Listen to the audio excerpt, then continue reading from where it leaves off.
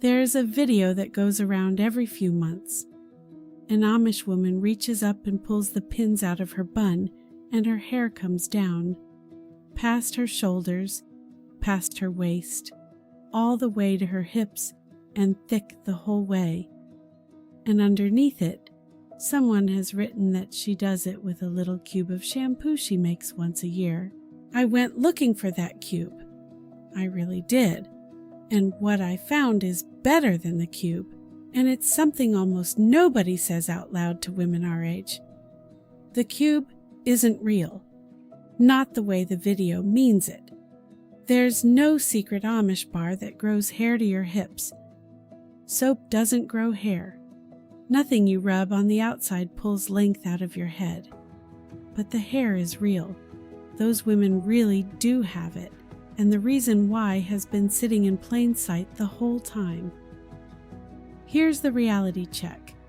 Your hair is almost certainly still growing, about ½ an inch a month, give or take, year after year, whether you're 25 or 55.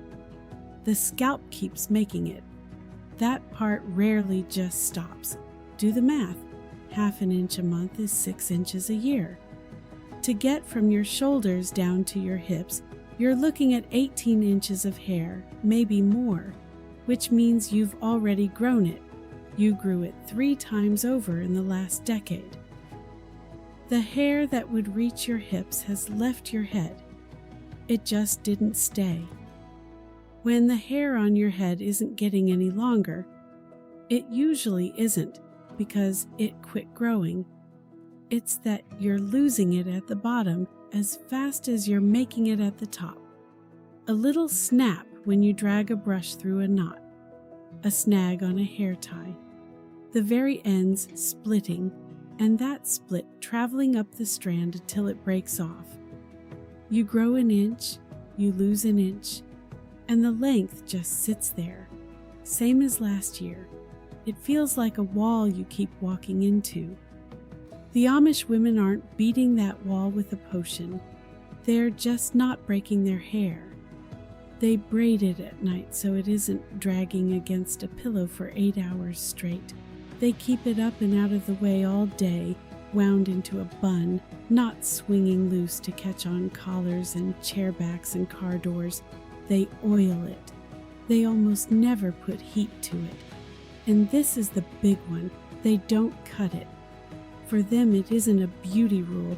It's a conviction older than any of us about a woman's long hair being her own kind of covering. It keeps every inch it grows for decades. That's the whole trick. It isn't addition. They just stopped subtracting. Part of that was the brush, not the frantic 100 strokes your grandmother used to talk about. That story got twisted. The counting was never the point.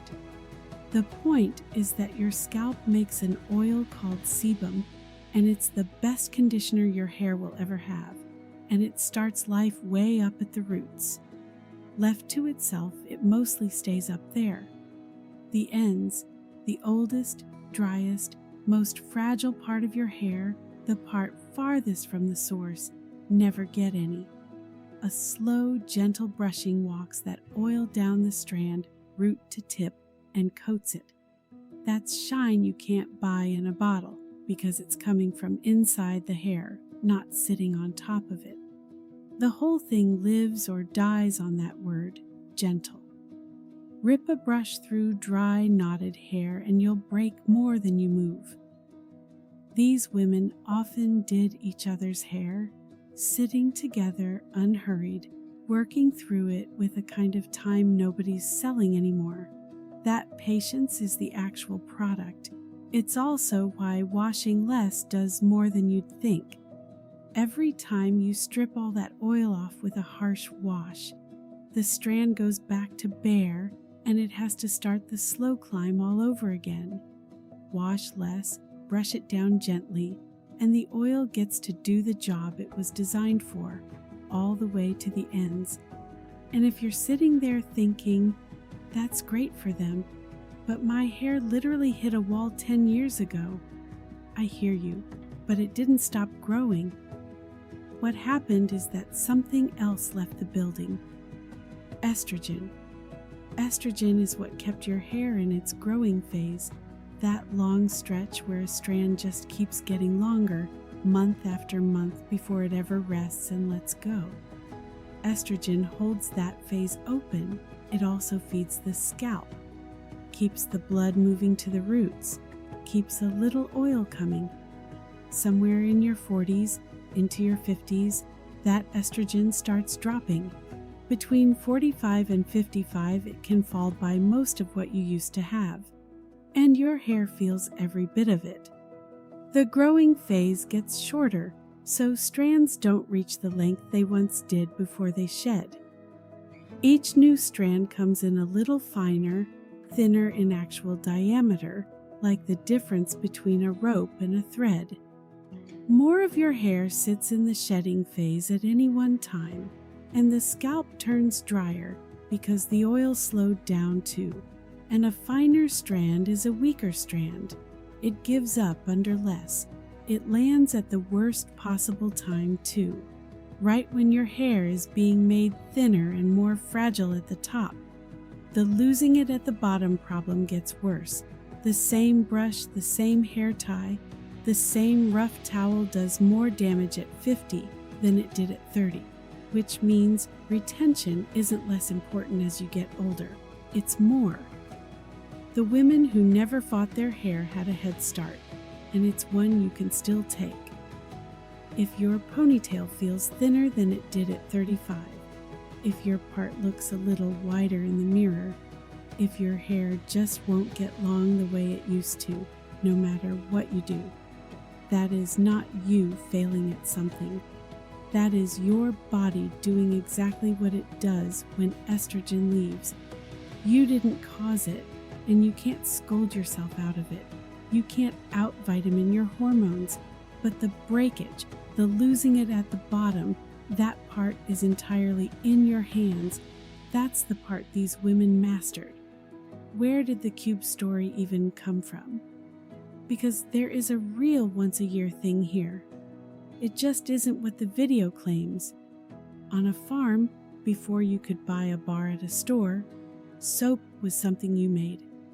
Once a year, most of the time, in the fall, because that was when the animals were butchered and there was fat to render. All year long, they'd save the ashes from the hardwood fire, pour water slowly through those ashes, and what runs out the bottom is lye. Cook that lye together with the rendered fat in a big iron kettle, and the two turn into soap. Pour it into a mold, let it set, cut it into blocks. That was the household soap for the whole year. Dishes, laundry, floors, hands, and yes, hair. Picture what that actually took. A woman running a small chemistry operation in her own yard with wood ash and a fire and a chicken feather to test whether the lye was strong enough. Feather dissolves, it's ready. Feather holds, keep leaching. No thermometer, no scale. Her hands, her judgment, and a recipe she carried in her head. That is not simple people making do. That is engineering, passed hand to hand, mother to daughter. They knew precisely what they were doing. And the soap itself, I got this wrong once and my hair paid for it. I bought a bar of the real old-fashioned kind, true soap, oils and lye, nothing else. Natural, I figured. Has to be gentler than the bottle. I washed my hair with it and went straight for the towel. It came out squeaking, and not the good kind of squeak. Rough, grabby, tangling on itself, dull as a dry rope. I couldn't get a comb through it. Here's what I hadn't understood. Real soap is alkaline, high up on the pH scale, and the outside of every hair is covered in tiny overlapping scales, like shingles on a roof or the scales on a pine cone. When something alkaline hits them, those scales lift up and stand open. Open scales catch on each other going by. That's the squeak, that's the tangle, and that's the dullness. Light can't bounce cleanly off a rough, lifted surface, so the shine just dies. The women who made that soap knew this in their hands long before anyone handed them the word pH. After the wash, they'd pour something sour over their hair, watered down vinegar usually. Acid does the exact opposite of alkaline. It lays those scales right back down, flat and smooth, and the moment the surface goes smooth, the light comes back. That's the shine. That's the slip when you run your fingers down the length. Not a fancy serum. A splash of vinegar in a cup of water poured over at the very end, rinsed out cool. I tried it after my rope hair disaster. Same soap. But this time, the vinegar rinse after. Completely different hair. Soft, smooth, actually catching the light. The rinse had been the missing half the whole time. And if you've ever wondered why a bottle of conditioner leaves your hair feeling smoother, this is the physics underneath it. Most conditioners are built slightly acidic on purpose, doing the very same thing to the very same scales, laying them flat. The woman with the vinegar jug and the chemist with the bottle are chasing the exact same result. One of them just costs pennies and already lives in your kitchen. There's no villain here. There's only knowing what your hair is actually asking for. Those same old notes on Amish hair mention one thing over and over, and it's the one that turned out to have a clinical trial behind it. Rosemary. For once, the folklore and the research line up. In 2015, a team put rosemary oil head-to-head against minoxidil, the standard drugstore regrowth treatment, on 100 people with pattern thinning. 6 months, rubbed into the scalp twice a day, and the rosemary held its own. Same increase in hair count as the minoxidil group, with less scalp itching actually. And the reason why makes perfect sense.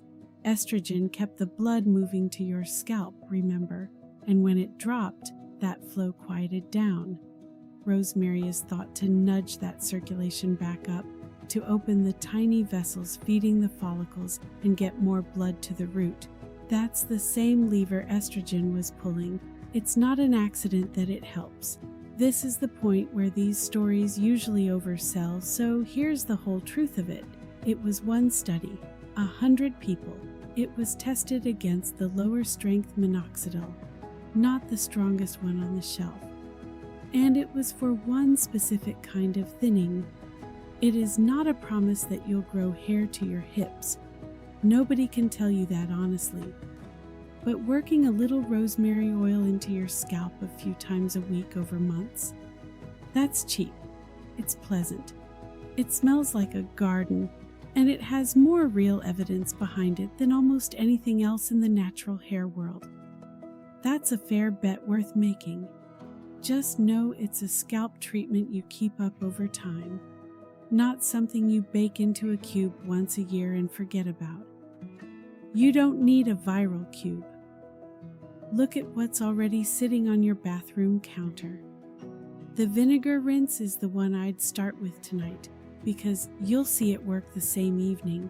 A tablespoon or two in a cup of water, poured over after you wash, rinsed cool. That's the shine, right there, for pennies. Then ease off the washing a little.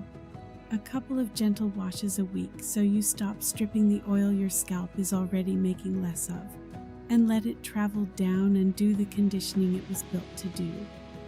The detangling is where most of the damage happens, so change one thing about how you do it. Start at the very ends, not the roots. Work the knots loose down there first, in small sections, then move up. Dragging a brush from the crown straight down just gathers every tangle into a wad at the bottom and tears through it. And go easy when it's wet. Wet hair stretches and snaps far more readily than dry. Braid it loose before bed on a smoother pillowcase if you've got one, so it isn't grinding against the cotton all night. And when you step out of the shower, blot it with a soft cotton tee instead of scrubbing it with the rough towel. Wet hair is at its most breakable, and that towel is coarser than it needs to be.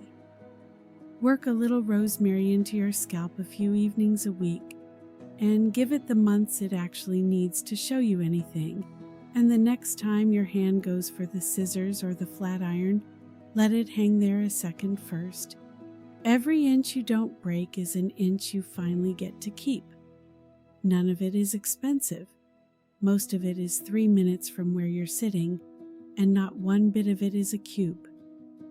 Those women never had a secret. They had patience and the good sense to stop fighting their own hair. That's yours this week too. You just have to stop subtracting.